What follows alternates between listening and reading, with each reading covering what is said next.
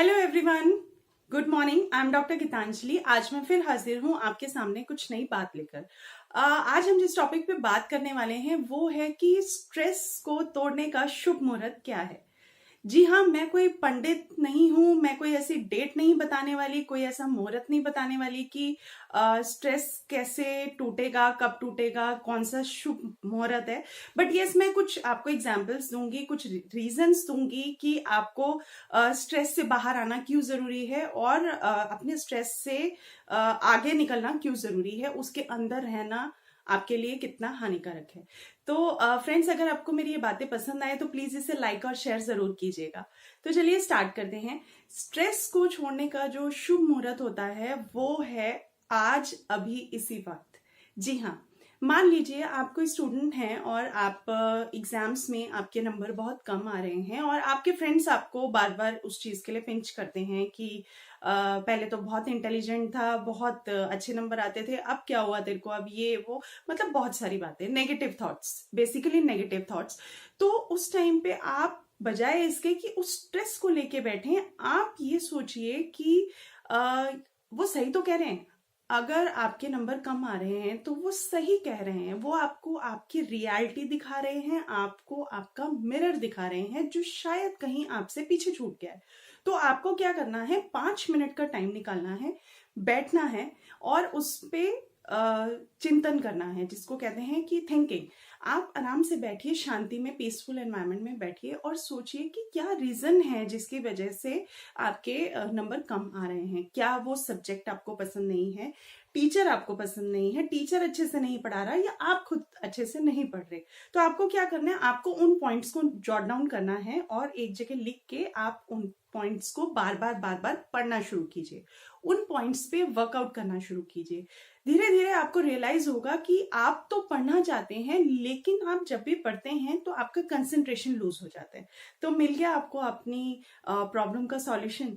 लेकिन वो कब मिला, जब आपने उसी टाइम उस पर थिंकिंग स्टार्ट की।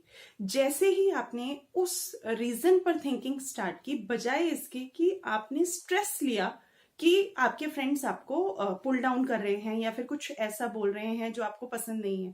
नहीं, जिसको जो बोलना है उसको वो बोलने दीजिए। आपको सिर्फ समझना है कि क्या वो जो कह रहे हैं वो सही है, और अगर सही नहीं है तो बिल्कुल परवाह करने की जरूरत नहीं है, और अगर सही है तो उस पर वर्कआउट करने की जरूरत है, उस पर स्ट्रेस्ड होने की जरूरत नहीं है।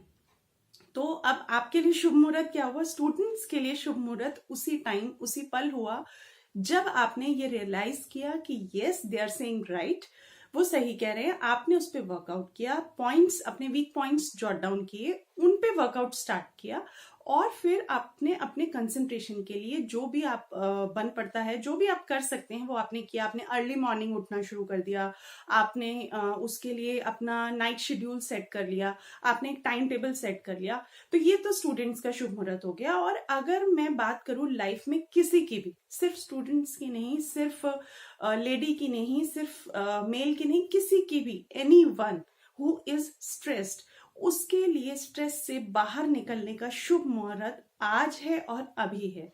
वेट मत कीजिए प्लीज। अगर आप ओवरवेट हैं और आप सोच रहे हैं कि मैं वेट कम करना चाहता हूं या वेट कम करना चाहती हूं, तो आप वेट क्यों कम करना चाहते हैं? आप इसलिए कम करना चाहते हैं कि आप सोसाइटी में ये दिखा सकें कि यस, आपने कोई अपने अंदर चेंज लाए हैं आप, या फिर आप खुद के लिए कम करना चाहते हैं कि हाँ, मैं हेल्दी रहूं, या फिर मैं अच्छा दिखूं, या मेरी पर्सनैलिटी अच्छी लगे? पहले आपको वो समझने की जरूरत है। अगर आपको ये समझ में आ जाता है कि आप वेट क्यों कम करना चाहते हैं, तो अपने एक गोल सेट कीजिए कि मुझे इतनी ड्यूरेशन में वेट कम करना है। और सबसे इंपॉर्टेंट बात है कि अपने अंदर आई कांट डू इट की जगह आई कैन डू इट को रिप्लेस कर दीजिए। There is nothing which you can't do, there is everything which you can do. तो यही सबसे बड़ा डिफरेंस है जो आपको अंडरस्टैंड करना है। अगर आप वेट लूज करना चाहते हैं तो आप आज से ही, अभी से ही, तुरंत प्रभाव से उस पर वर्कआउट शुरू कर दीजिए।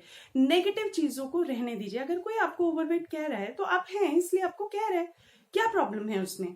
आप उल्टा उस चीज को पकड़िए कि हाँ, शी और ही इज राइट, और उनको कहिए कि यस, यू आर राइट, मैं ओवरवेट हूं, और घर आके बैठिए, 10 मिनट 5 मिनट बैठिए, पीसफुली सोचिए कि वो सही कह रहा है और वो शायद मेरे भले के लिए कह रहा है कि मैं ओवरवेट हूँ, मुझे उस पर वर्कआउट करने की जरूरत है। जब आप उसको पॉजिटिव लेंगे तो आप अपने ओवरवेट के रीजंस को जज करेंगे कि मैं शायद ज्यादा खाता हूँ, जंक फूड ज्यादा होता है, तो वहां से आपकी जर्नी स्टार्ट होती है ओवरवेट को कम करने की। तो आपका शुभ मुहूर्त क्या हुआ? वहीं से ही, जब आपने थिंकिंग स्टार्ट की। तो चिंतन जब आप स्टार्ट करेंगे तभी शुभ मुहूर्त है स्ट्रेस को छोड़ने का। स्ट्रेस से बचने के लिए बहुत सारे तरीके हैं, मैं बहुत सारे तरीके जानती हूँ, बहुत सारे तरीके शेयर कर सकती हूँ और करती भी रहूंगी। पॉइंट ये है कि आप उस बेसिक चीज को समझिए कि स्ट्रेस को विंग्स दीजिए। आई विल से कि स्ट्रेस को विंग्स दीजिए एंड लेट इट फ्लाई। उसको उड़ जाने दीजिए, अपने साथ मत चिपका के रखिए। क्योंकि अगर आप आपको एक लाइफ मिली है, आप अर्थ पे आए हैं, तो आपको वापस भी जाना है और आपका डेफिनेटली रिटर्न टिकट तो कंफर्म है। तो जब आप लाइफ को अच्छे से जिएंगे, हेल्दी तरीके से जिएंगे, स्ट्रेस फ्री जिएंगे, तभी इस लाइफ को जीने का मजा है। अदरवाइज स्ट्रेस्ड लाइफ अपनी क्यों खराब की। और सबसे इंपॉर्टेंट बात कि 30s तक की एज तक तो लाइफ स्ट्रेस्ड ही रहती है जनरली लोगों की। अगर आप उस ड्यूरेशन में, आप 30 ईयर्स से कम हैं, 35 ईयर्स से कम हैं, उस ड्यूरेशन में आप स्ट्रेस को टैकल करना सीख गए, या आपको समझ में आ गया कि स्ट्रेस लेके कुछ नहीं होगा, स्ट्रेस को हटाना कैसे है, वो उस पर वर्कआउट करना है, तो यू वोंट बिलीव आप अपनी लाइफ में मास्टर्स हासिल कर सकते हैं। आप अपनी लाइफ में कोई भी जीत, कोई भी चीज हासिल कर सकते हैं, क्योंकि वो सबसे टफ टाइम होता है। जो लोग साधु संत होते हैं उनको स्ट्रेस नहीं होता, क्योंकि उनके ऊपर रिस्पॉन्सिबिलिटीज नहीं होती है। 30 से 35 ईयर्स तक की एज तक आपको अलग अलग तरीके की रिस्पॉन्सिबिलिटीज से पास ऑन होना होता है। पहले आप स्टूडेंट हैं, आपको स्टडीज की है, फिर जॉब की है, मैरिज की है, बच्चों की है। 35 ईयर्स, ऑलमोस्ट 35 ईयर्स तक आप उस सारे फेजेस से बाहर आ चुके होते हैं।